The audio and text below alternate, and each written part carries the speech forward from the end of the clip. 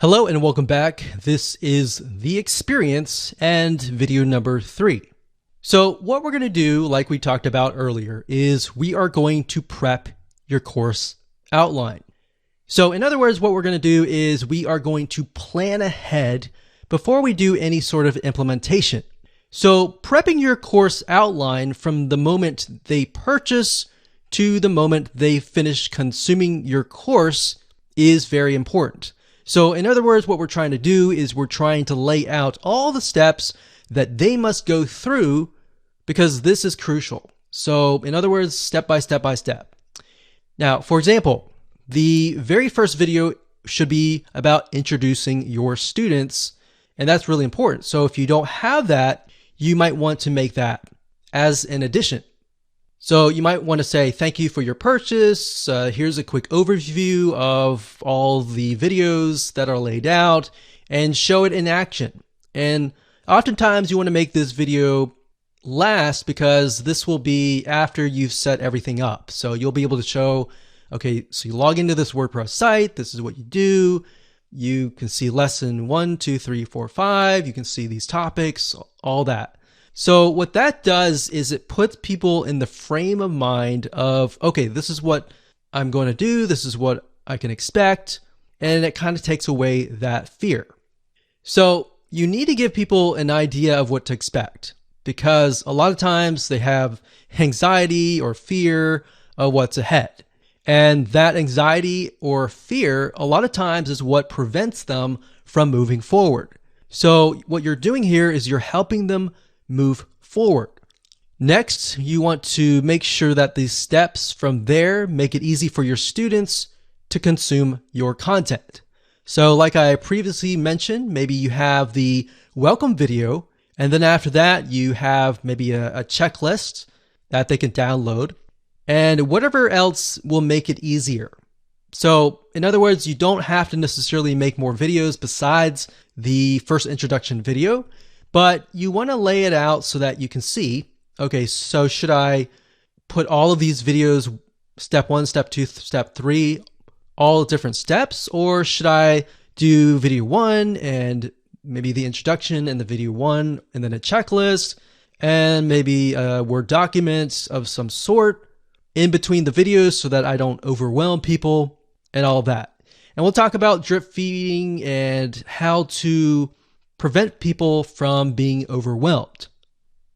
So in other words, what I'm talking about here is basically adding buffer pages or pages in between each video if they need more clarification. Now, the only way to know how to do all of this is to map it out. All right. So let's head on over to a mind mapping software and do this now. Okay, so I want to say that it doesn't matter what you use to map your plan or outline out.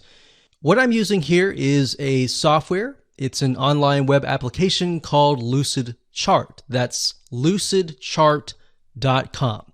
Now, if you're not a visual person and you would prefer to use something like Notepad or a piece of paper, whatever it is, it doesn't matter.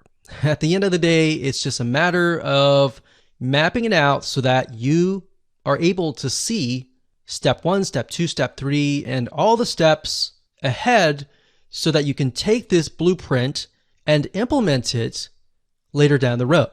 So we got this here. This is the online course.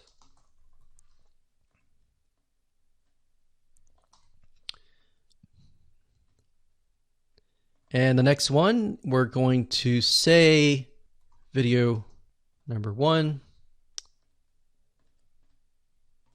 And actually before that, of course, we have the introduction or quick overview. A lot of times, like I said, I like to complete this video after everything has been set up. So as you can imagine, if your site has been set up and laid out, and then you make this video, what this enables you to do is show people everything in action. So whatever they see on your screen is likely what they are seeing on their screen as well. So what it does, like I said, is it takes away that anxiety. So the next thing we've got is from, let's say, the introduction. We have video number 1. And of course, typically, if you have your course in hand, you're automatically going to have, video 1, video 2,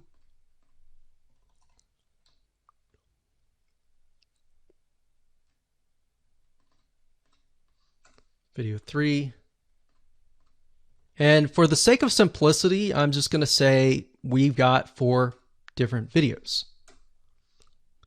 Now, obviously, most video courses and online courses are going to be a lot longer than that. So what we're going to do now is, let's actually move this up. Let's see here. What I like about LucidChart is you can pretty much map it out so that you can see, okay, this is step 1, this is step 2, this is step 3. We move from here to here.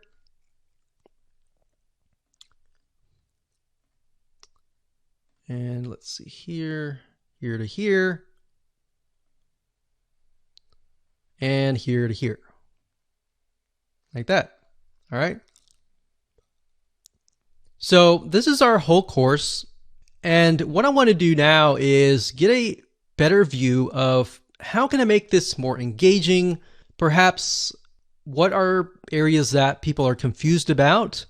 And how can I improve my students' success rate? So obviously, if you have your online course, you're very passionate about your course and you're very passionate about helping your students. So once you have that, you can figure out, okay, we're going to go through here. We got the online course, we got the introduction, the quick overview, and they have video number 1. And let's say video number 1, a lot of times when people get overwhelmed, they go from video 1, video 2, and then video 3, and then they start to get overwhelmed. So in order to do this, what we want to do is we want to break things up. And the way you break things up, like I mentioned earlier, is to add buffer pages. So what we could do here is video number 1, we could have, in addition to that, we could have a document, maybe a checklist or a summary of video 1.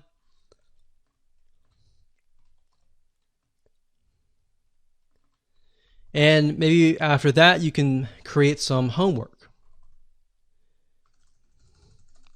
Now, you don't have to call it homework. Homework sometimes has a bad connotation. So you can say to-do list. So before they can move on to video number 2, in other words, they have to do the to-do list. So maybe they learned something here and they need to implement that in here. So you see what's happening? The majority of courses have it where it's like watch video 1, watch video 2, watch video 3, and then they get overwhelmed and they quit. So what you're trying to do here is you're trying to break things down so that it's not as overwhelming. All right, so once they've finished the to-do list, then they can move on to video number 2. So in that case, we delete that arrow. So it goes from here to here. And then next we have video number 2 to 3. Now, during tests, we found that a lot of times when you have some sort of document like a checklist or a summary of that video, it helps. It helps a lot. So let's see here. Let's move this up here like this.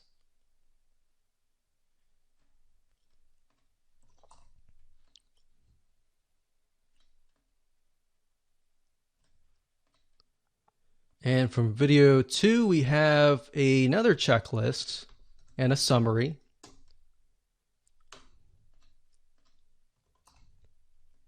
And maybe a to-do list. So as you can see, the to-do list basically tells people, okay, this is what you need to do next. So you need to do this next before you get to the next video. So we do that.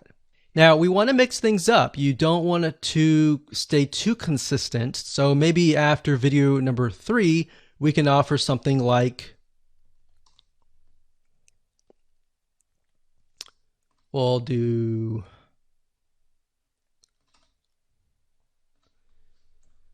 summary's good, but maybe instead of a to-do list, we have a quiz, but a short quiz. Not a long quiz, but a short quiz. Remember, you don't want to overwhelm people. So we're going to delete this. We're going to go from the short quiz to video number 4. Now, you could set it up so that in order for them to move to video 4, they have to get the questions right. But from our findings, what we found is a lot of times that can become frustrating, especially if they answer it wrong. So what that does is it makes things negative, and we don't want to create a negative environment. You want to keep things positive and keep them excited. So let's move from a short quiz to video number 4. So same thing here. We can do this here, and we'll do video 4. And that here. Now, what's nice about WordPress, the plugins that we're going to be using, is that you can also add things like certificates. So in other words, when they finish the course, they get a certificate with their name on it. Now, you can do that with the plugin that we recommend, which we'll talk about in just a minute. Now, what I want to say is a lot of times what people do is they buy the course, but in order for them to stay, there needs to be a community, or they need to have the ability to engage with you. So having sold many courses over the years, we found that even though there's a course, if there's no community, it's hard to get people back to your site. So that's kind of a basic outline here, and we definitely want to keep things basic. You don't want to complicate it any further. We can add things like forums, which we'll discuss later on. So we could add